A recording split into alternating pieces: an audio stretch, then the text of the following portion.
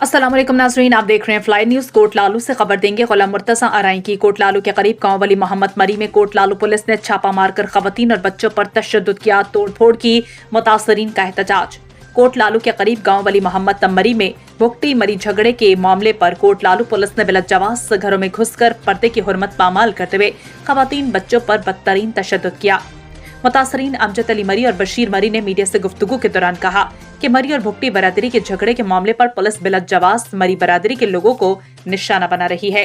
कोट Lalu police कबायली झगड़ा करवाना चाहती है। हमारे घरों पर बिलजवाज छापे मारकर हमारे साथ जुल्म किया गया है। ये अमल हम हरगिज बर्दाश्त नहीं करेंगे। जो लोग मामले में मुलव्विस नहीं, इन्हें भी तशद्दुद का निशाना बनाया जा रहा है और खून रेजी करवाने की कोशिश की जा रही है। अगर कोई नुकसान हुआ तो इसका जिम्मेदार SHO कोट लालू होगा।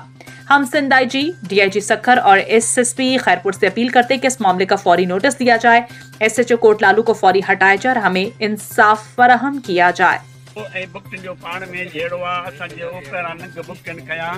जी असां FR कराई, पुलिस उन मां हिकिड़े खे ॿधो, बि को बि माण्हू पुलिस न ॿधो आहे। ऐं उन खां बाद में पूरो केस करे असां सां दुश्मनियूं करे SHO कल्ह FR कराई आहे। ऐं राति 10 बजे बि पुलिस, शाम जो पुलिस असां आई आहे। असां इज़त वारा माण्हू आहियूं, असां न लुच न लोफर न कंहिंसां असांजो झेड़ो, ऐं असांजा क़ौमी जहिड़ा लॻा पिया आहिनि। ऐं हिन SHO असां सां अहिड़ी नाजाइज़ी कई आहे। असां पाकिस्तान ठहे खां अॻे में बि आया आहियूं, असां को बि लोफर असां वटि न आहे। उन खां बाद में अगरि ही SHO असां वटि अचे हा त बाबा तव्हांजा माण्हू आहिनि, असांखे ॿुधाया, असांजे ओताकुनि में अचे हा बाबा ही तव्हां असांखे घुरबल माण्हू ॾियो, असां SHO खे ॾियूं हा।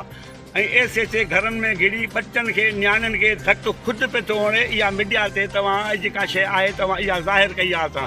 ऐं एतिरियूं गोलियूं हयूं अथनि, 40-45 गोलियूं घरनि में हयूं अथनि, बच्चनि खे धक हयां अथनि।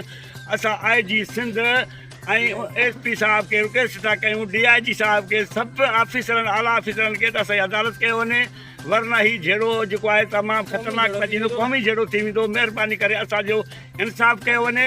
ऐं अगरि इंसाफ़ न कयो उनजो ज़िम्मेवार ख़ुदि पुलिस रहंदी। ऐं पुलिस तमामु ग़लति करे प्राइवेट माण्हू हाणे असांजे घर में फायरिंग कई आहे।